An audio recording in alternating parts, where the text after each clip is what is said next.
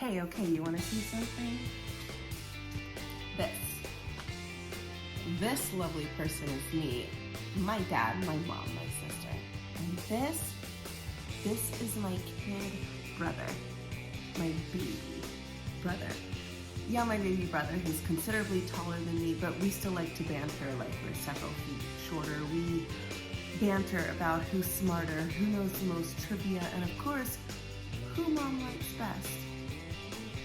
But there's actually no debate about that. See, when mom takes one look at my baby brother, he is suddenly a 5-year-old Kool-Aid stained little ball of perfection. He knows it, and I know it. If Cole and I were playing a game of real life Mother May I, where we ask permission for every move we make, Cole would most certainly advance. And I would definitely be spending a lot of time expressing why I think I should get to. Oh, but I'm an adult now, so I'm over it. Mostly. In fact, when Cole reminded me earlier this week about how mom favors him, I quickly reminded him that yes, mom thinks of him as this precious little boy, but even though he's like in his late 20s and a certified electrician, when he offers to rewire the internet, she still sees the skill level of a 5-year-old boy. This, of course, brought me great delight, and my brother hung his head defeated. Well, give me some credit. There's no book that says exactly how you're supposed to respond in given circumstances. I mean, unless you count like that entire thing in Mark 6. See, in Mark 6, Jesus goes back to his hometown, and while he's there, his family and the people who watched him grow up are super offended that this used-to-be carpenter is suddenly too big for his britches as some elite spiritual teacher. They get super offended.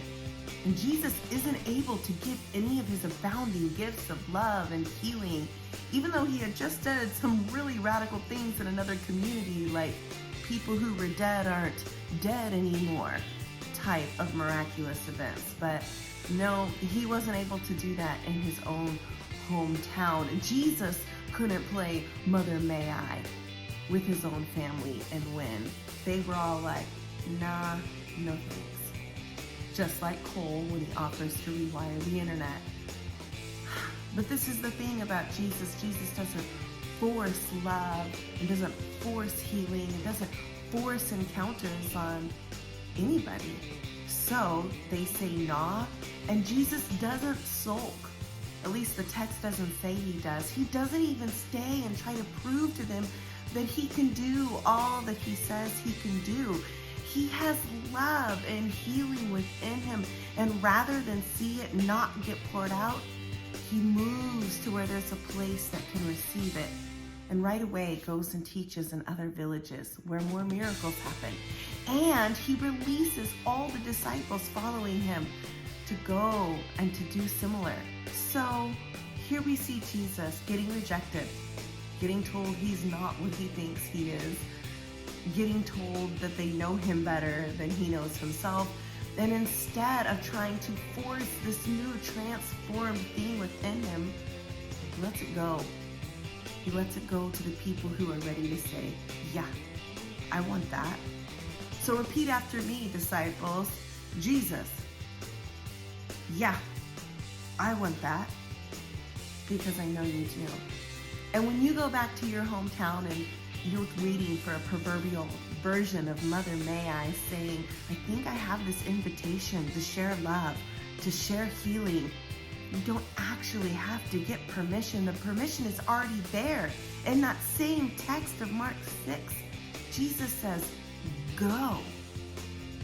So go. Even if it's not with the community that you most want to share it with, the gift is meant to be poured out. So go.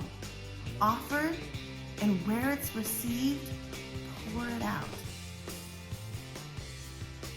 Go and spill out the reckless, expansive love of God and gift that you've been given to share it. And if you have a superhuman response where it's hard that some people don't receive it, that's normal. And still giving your gift, that's normal too.